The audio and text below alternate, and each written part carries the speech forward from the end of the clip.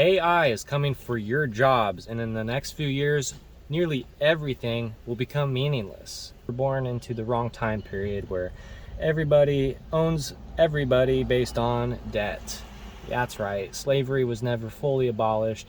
We just extended it to all poor people to a degree, right? We have some freedoms here that other places and other places of the world still don't. So we're nitpicking, but to me, freedom means freedom. There's not like a little bit here and a little bit there, and as long as you're part of this group, those are called privileges to me. So AI, before we get off on another tangent about freedom too much, AI will affect our freedom in a sense because it's stealing all of our jobs.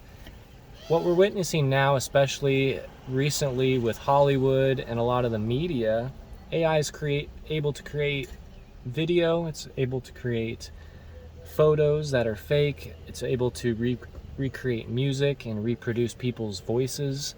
So we're in a stage now where we're not even entirely sure if everything we see, if we can actually believe now. And I think we could have still had that argument back in the late 90s. There were some effects that were still like, you know, there's another movie coming out right now that's off the concept of, did we fake the moon landing, or did we actually go to the moon but also record a fake studio version in case we failed and we still wanted to beat Russia or whatever. So that's just how it's affecting the media side, the visual things. We could see with a lot of the robotics and equipment used in restaurants now, there's like a fully automated McDonald's that's like one person basically working there to make sure the machines are working. Most of the checkouts at Walmart are automatic now. There's just a few people spread out to kind of monitor, make sure people ain't stealing crap. We're having self-driving cars now. Even like one of the biggest industries that specifically my grandpa made the majority of his wealth on was from trucking and transportation, and a lot of those jobs I feel like will be reduced in the future coming up. So technology in general fundamentally is supposed to reduce the amount of work we're supposed to be doing, but yet the last, I don't know, since World War II, I would say, the workload's not really decreased, but our production's been at an all-time high. Technology's been improving so many different things on like how hard it is to produce these things, but yeah, our quality of lives have kind of gotten worse. If you look at certain statistics I've seen, like since the 90s, depression and like mental illness and suicide rates, all that has gotten worse, which also correlates in a way with some of the increased use of agricultural chemicals like pesticides and fertilizers that I grew up all around. So technology taking away jobs, taking away our future in the way we live in today's society, where rent is constantly increasing, property tax constantly increasing.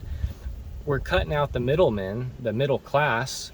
We're squeezing them dry until they either invest enough right now to where they become somewhat of the top tier, where they own everything and have to rent out their shit to the poor people, but then the poor people are not going to be able to afford it soon, or like there's going to be a monopoly on like these housing complexes that one or two people own the majority of the places. I mean, I've already seen that in some smaller towns here in the Midwest. So it's kind of the haves and the have-nots are going to be split when technology is going to start reducing the amount of available jobs that pay a living wage.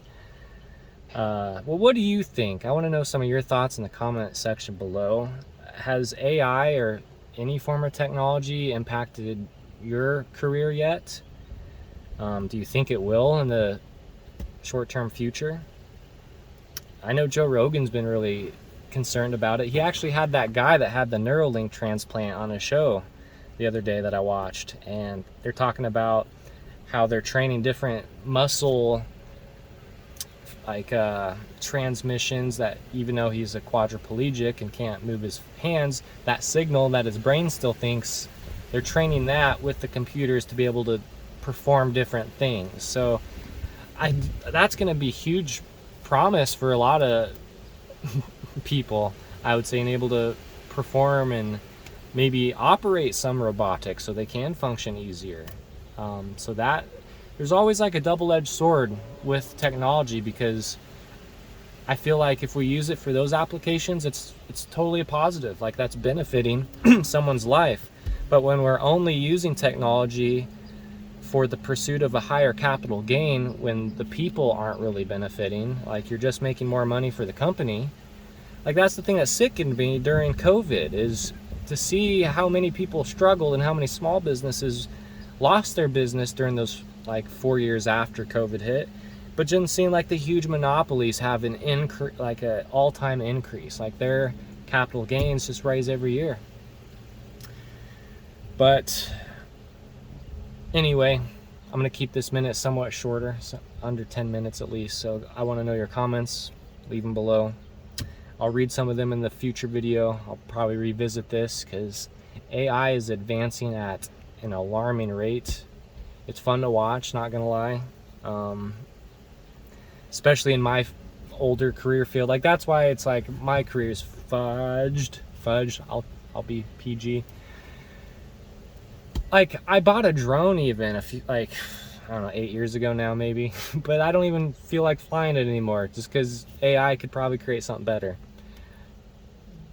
That's a whole new video I might actually get into, is like AI art.